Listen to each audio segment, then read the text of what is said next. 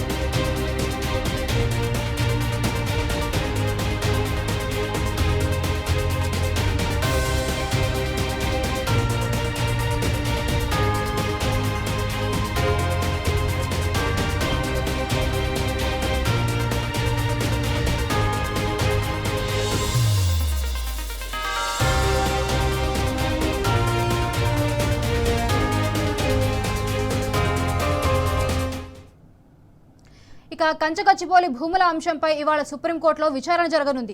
ఇదే అంశంపై మరింత సమాచారం మా ప్రతినిధి లివిల్ అందిస్తారు.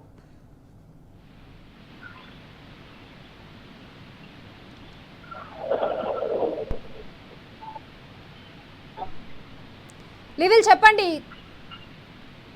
ఏదైతే కంచగచ్చిబౌలి వ్యవహారం ఇప్పటికే సుప్రీంకోర్టు సుమోటోగా స్వీకరించింది. సుప్రీంకోర్టులో గత కొద్ది రోజుల క్రితం విచారణ జరిగింది. విచారణలో భాగంగా పలు అంశాలను కూడా సుప్రీంకోర్టు హెచ్సి కావచ్చు ఇటు ప్రభుత్వానికి ఆదేశాలు జారీ చేసింది. సిఎస్ ను ప్రత్యేకంగా పర్యవేక్షించాలి. ఇవాళ విచారణ వరకు కూడా ఎలాంటి అభివృద్ధి పనులు చేపట్టవద్దు, ఒక చెట్టును కూడా నరికేయవద్దు, ప్రత్యేకంగా సిఎస్ పర్యవేక్షించాలని చెప్పేసి కూడా చెప్పింది. అంతేకాకుండా ఒకటి ఎంపవర్డ్ కమిటీని కూడా సిద్ధార్థ దాస్ నేతృత్వంలోని ఎంపవర్డ్ కమిటీని అపాయింట్ చేసింది. ఆ కమిటీ ఇప్పటికే హెచ్సియులో పర్యటించింది. హెచ్సియులో భూములకు సంబంధించి ప్రత్యేకంగా అధ్యయనం చేసింది.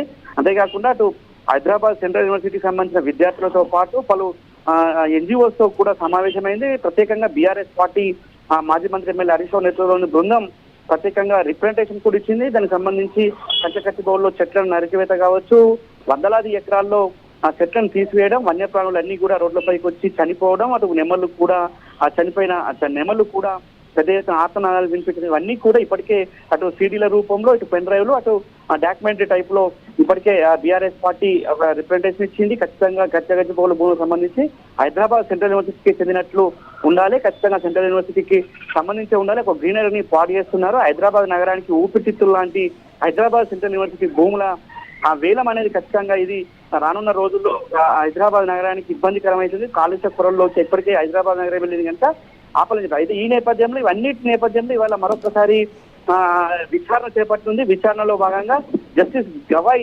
నేతృత్వంలో ధర్మాసనం ఈ విచారణ చేపట్టింది. గతంలో అనేక అంశాలను కూడా ప్రస్తావించారు. ఆ అంశాలన్నింటినీ కూడా ఇవాళ ఏ విధంగా పరిగణలోకి తీసుకుంటారు. ఇప్పటికే అఫిడవిట్ కూడా ప్రభుత్వం దాఖలు చేసింది. సిఎస్ అఫిడవిట్ దాఖలు చేసిన నేపథ్యంలో అఫిడవిట్ లో ఉన్న అంశాలు ఇటు ఎన్జిఓస్ కావచ్చు, ఇటు స్టూడెంట్స్ కావచ్చు, ఇతర పార్టీలకు సంబంధించిన నేతలు చెప్పిన అన్ని అంశాలను పరిగణలోకి తీసుకొని ఏ విధంగా విచారణ చేస్తుంది. విచారణలో భాగంగా ప్రభుత్వానికి ఎలాంటి ఆదేశాలు జారీ చేస్తున్న ఒక ఉత్కంఠ అవుతుంది. ఇప్పటికే దీనికి సంబంధించి 10,000 అక్రమంగా ఒక థర్డ్ పార్టీకి సంబంధించిన ఒక ఏజెన్సీ ద్వారా తీసుకున్నారనే ఆరోపణలు కూడా ఉన్నాయి.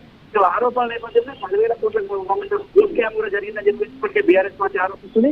ఈ అన్ని అంశాల నేపథ్యంలో సుప్రీంకోర్టు ఎలాంటి విచారణ సందర్భంగా ఎలాంటి ఆదేశాలు జారీ చేస్తుంది, ఎలా ముందుకెళ్తుంది, ప్రభుత్వానికి ఎలాంటి సూచనలు చేస్తుందని చెప్పేసి కూడా ఇప్పటికే ఒక ప్రభుత్వంలో మాత్రం ఉత్కంఠ నెలకొంది.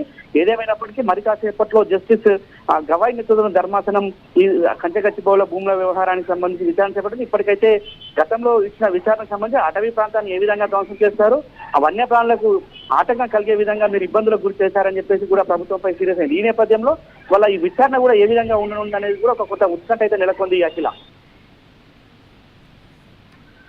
Thank you level.